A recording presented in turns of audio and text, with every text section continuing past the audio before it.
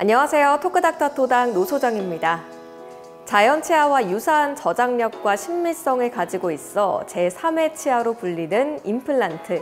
상실된 치아를 대체하는 대표적인 시술로 자리 잡았는데요.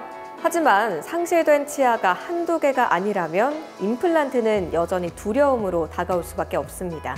오늘 토크닥터 토닥에서는 치주과 전문의 곽기태 선생님과 함께 전악 임플란트에 관한 이야기 나눠봅니다.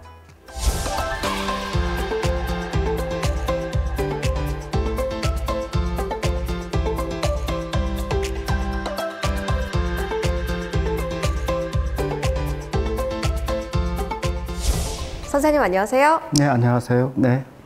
오늘 주제가 전악 임플란트인데요. 네. 요즘 들어서 틀니보다 임플란트를 선호하는 분들이 많은 것 같더라고요. 네. 이게 임플란트의 어떤 장점 때문에 그런 선호도가 생긴 걸까요? 임플란트가 좋은 점이 굉장히 많습니다. 제가 치대를 졸업할 때 저희 어머님한테 틀니를 끼워드렸더니 굉장히 좋아하시더라고요. 아들 때문에 틀도 껴본다 하시면서. 근데 이제 미국 가서 공부하고 와서 임플란트로 바꿔드렸더니 막 역적을 내시는 거예요. 그래서 왜 그러시냐 그랬더니 틀니 때보다 훨씬 좋다고, 좋은 거 처음부터 해주지 틀니부터 해줬다고 하시더라고요. 그래서 그런 거 보면 씹는 것 같은 경우는 거의 자연치와 같게 뭐 김치라든가 나물, 고기 먹는데 굉장히 불편함이 없고요. 자연치처럼 신미성이 굉장히 우수해서 표정이라든가 아니면 뭐 이렇게 미소를 짓는다거나 하면 굉장히 좋습니다. 마지막으로는 자연치와 같이 치실, 뭐 치관 칫솔, 칫솔만으로도 굉장히 그 관리가 잘 될 수 있습니다.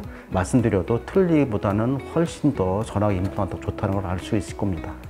듣다 보니까 실제로 좋은 점이 많은 것 같은데 상실된 치아가 많은 분들은 특히나 관심이 더 많으실 것 같아요. 그래서 이번에는 전악 임플란트에 관해서 궁금한 점들 짚어보는 시간 갖도록 하겠습니다. 네네.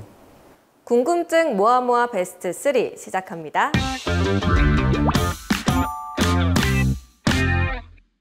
네, 전악 임플란트에 관한 궁금증 첫 번째 확인해 보겠습니다. 네. 상실된 치아의 개수만큼 심어야 하나요? 라는 건데 상실된 치아만큼 이렇게 식립을 하게 되면 꽤나 큰 수술이 될 것 같은데 네. 그거에 맞춰서 심어야 되는 걸까요? 그렇지는 않습니다. 자연치 같은 경우는 사랑니 포함해서 총 32개, 위에 16개, 아래 16개. 그렇게 물어보세요.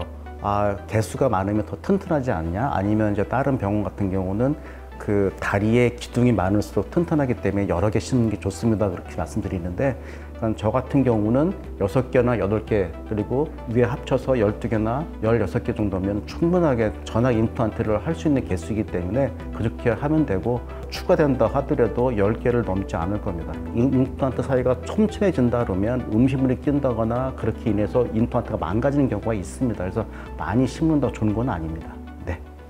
네, 그러면 두 번째 궁금증도 확인해 보겠습니다. 네.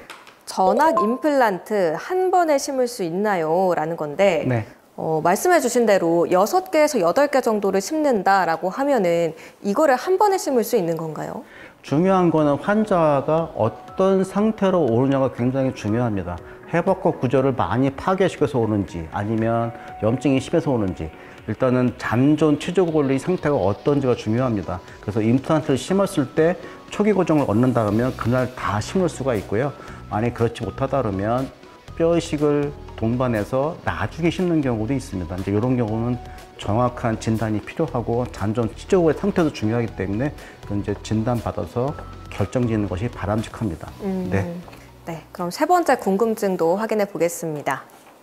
치조골이 부족해도 전악 임플란트가 가능할까요? 라는 건데 일반적인 임플란트는 치조골이 조금 부족해도 괜찮다 이렇게 알고 있는데 네. 전악 임플란트 같은 경우도 괜찮은 건가요? 전악 임플란트 하시는 분들의 조건을 보면 상악 같은 경우 상악동의 뼈가 충분하지 않아서 하악 같은 경우는 이제 하악 신경과의 관계가 긴밀하면 이제 임플란트가 안 된다고 말씀하시는데 그 상태가 괜찮다 그러면 뼈이식을 동반해서 식립이 가능합니다. 그러니까 어려운 건 아니고요. 단지 뼈이식을 먼저 해서 나중에 심든지 아니면 그날 당일날 뼈이식 동반해서 심을 수 있는지 그게 관건이고요. 웬만하면 거의 99% 이상은 가능하다고 보시면 됩니다. 나이가 많거나 진짜 오랜 기간 동안 틀니 쓴 경우에는 엑스레이도 찍어보고 CT도 찍어봐서 가능한지 안 가능한지를 판단해 보시는 것이 굉장히 중요합니다. 전악 임플란트에 관한 궁금증 많이 해결되셨나요? 지금까지 궁금증 모아 베스트 3였습니다.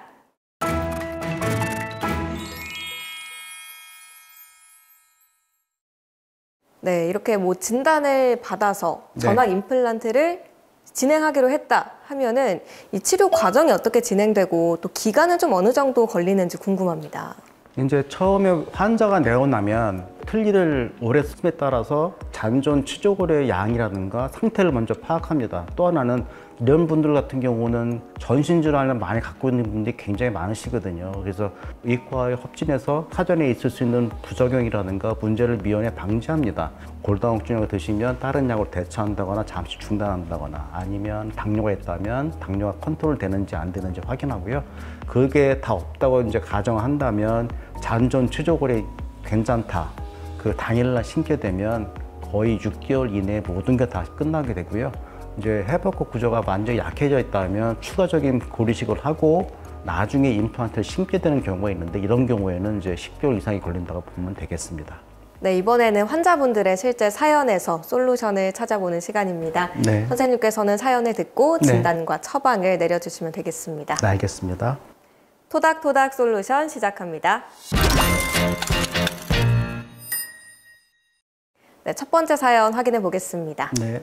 65세 남성분의 사연인데요. 안녕하세요. 저는 15년 정도 틀니를 사용했습니다. 그런데 최근 잇몸이 많이 약해져서 전악 임플란트를 고려하고 있습니다. 알아보니 임플란트는 잇몸이 어느 정도 좋아야 한다고 하더라고요. 저 같은 경우는 수술이 불가능할까요? 이제는 틀니에서 벗어나고 싶습니다. 라고 사연 보내주셨는데 틀니를 오래 착용하셔서 잇몸이 좀 손상이 많이 된 것 같은데 이런 경우에도 전악 임플란트 할 수 있을까요? 이분 같은 경우는 65세 정도고 그 틀니를 15년 정도 썼다 그러면 잔존 치조골의 양이 어떤지가 먼저 중요합니다. 그래서 이런 경우에는 내어내셔서 잔존 치조골 양을 먼저 평가받는 것이 중요하고 전악 6개라든가 8개가 아닌 4개만 심어서 그 위에 임플란트를 얻는 방법도 있습니다. 이런 경우도 있으니까 어떤 경우가 맞는지 환자한테 그 상태를 파악하는 것이 중요하고 거기에 맞춰서 치료 계획을 따라서 전악으로 갈 건지 아니면은 임플란트 서포티드 틀니로 갈 건지를 판단하는 것이 중요합니다. 그래서 이런 경우에는 병원에 오셔가지고 엑스레이라든가 이제 의사의 검진 통해서 어떤 것이 맞는지를 권유받는 것이 좋겠습니다. 네, 그럼 두 번째 사연도 이어서 확인을 해보겠습니다. 두 번째 사연 52세 남성분의 사연입니다. 네. 안녕하세요. 얼마 전에 임플란트를 위해 발치를 했고 현재는 임시 틀니를 사용 중입니다. 병원에서는 임시 틀니가 영구 치아보다 약하다고 잘 관리를 해야 한다고 하는데요. 어떤 음식이 좋고 또 어떤 음식은 피해야 하는지 궁금합니다. 뭐 이런 사연인데 네. 물론 임시적으로 쓰는 거긴 하지만 네. 그래도 저희가 치아에 끼고 사용을 하는 거다 보니까 네. 관리를 잘 해야겠다는 생각은 듭니다. 이제 발치를 했기 때문에 틀니를 받치고 있는 잇몸 상태가 그렇게 좋지는 않을 겁니다. 어디 밖에 나가서 아무것도 없이 사람 만나는 것보다는 임시 틀니가 사람들 만나는 거라든가 큰 문제를 발생하지 않은 선에서 이해하시면 되는 것이지 임시는 말 그대로 임시입니다. 그러니까 많은 걸 기대하시면 안 되시고요. 틀니는 일반 치에 비해서 6분의 1밖에 힘을 못 쓴다고 돼 있는데 임시 틀니는 더 아마 그 힘을 못 쓸 겁니다. 그런데 여기다가 김치라든가 뭐 내가 먹고 싶은 걸 먹는다거나 그런 건 굉장히 불편합니다. 이런 경우에는 유동식이라든가 그냥 단단한 거라든가 그런 것 좀 피하는 것이 굉장히 중요하고요. 그 임시 틀니를 통해서 단단한 걸 심는다 그러면 임플란트를 심어야 되는 그 부위가 굉장히 뭐 뼈가 안 된다거나 그 형태가 무너진다거나 할 수가 있기 때문에 조심하셔야 됩니다. 진짜 힘든데 힘들어도 어쩔 수 없으니까 최종 보철물로 가기 위한 최종 방법이기 때문에 그런 불편감은 감수하십시오라고 환자분한테 계몽하고 알려드립니다. 많은 도움 되셨나요? 지금까지 토닥토닥 솔루션이었습니다. 네, 이번에는 퀴즈를 통해서 전악 임플란트를 쉽고 재밌게 이해해보는 시간 갖겠습니다. 네.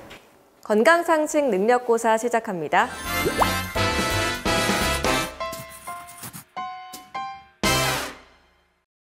첫 번째 문제 풀어보겠습니다. 네. 첫 번째 문제입니다. 고령자는 전학 임플란트 시술을 받을 수가 없다. 맞다면 O, 아니면 X를 선택해 주세요. 이거는 100% 확신을 담아서 X를 선택하겠습니다. 고령자여도 가능하지 않을까요? 네.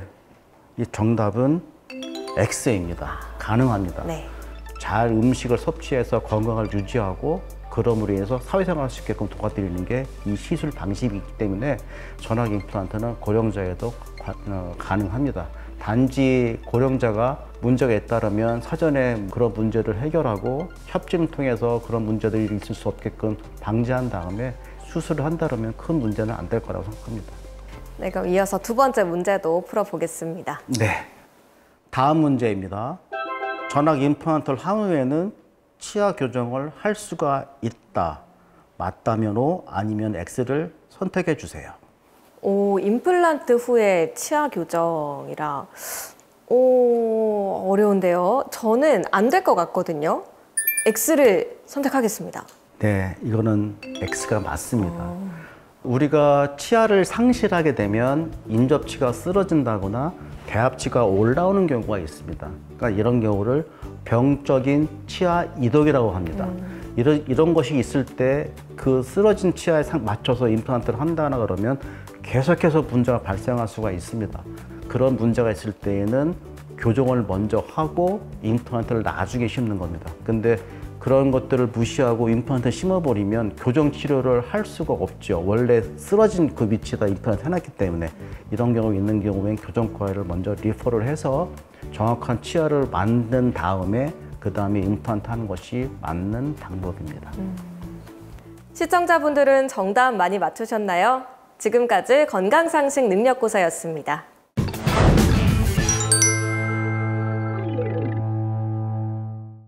네, 마지막으로 전학 임플란트 계획 중이시거나 지금 치료를 받고 계신 분들이 알아야 될 점이 있다면 어떤 게 있을까요?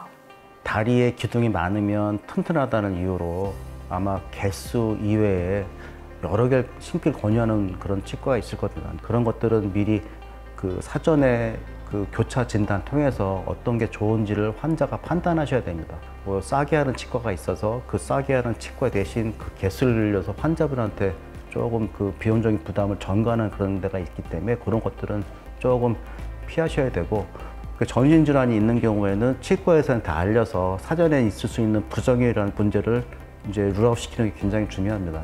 큰 돈을 들이고 큰 기간을 들여서 하는 수식이기 때문에 그 필히 알려서 문제를 줄여야 되는 방법도 있고요. 또 한 가지는 이런 것들을 다 끝내서 이제 임시 틀니 쓰는 과정이 있습니다. 음식 먹을 수가 없어요, 뭐 힘들어요, 뭐 덜그럭거려요 그러시는데 어쩔 수가 없습니다. 이제 이거는 4개월, 5개월 정도 쓰시고 최종 보충을 쓰면 그런 문제들은 일시에 해결할 수 있는 부분이라 그 부분은 이제 알고 계셔야 될 부분이고요. 예전의 방법대로 관리하는 게 아니고 이제 새로운 고철물을 위한 구강 관리를 하셔야 되기 때문에 이제 새로운 시작이라고 보시면 되고, 정기적으로 관리하시면 향후에는 큰 문제 없이 영구적으로 쓸 수 있지 않을까 싶습니다. 네. 토크닥터 토닥, 오늘은 곽기태 선생님과 함께 전학 임플란트에 관한 이야기 나눠봤습니다. 다음 시간에도 유익한 의학 정보로 인사드리겠습니다. 함께해 주신 시청자 여러분 고맙습니다.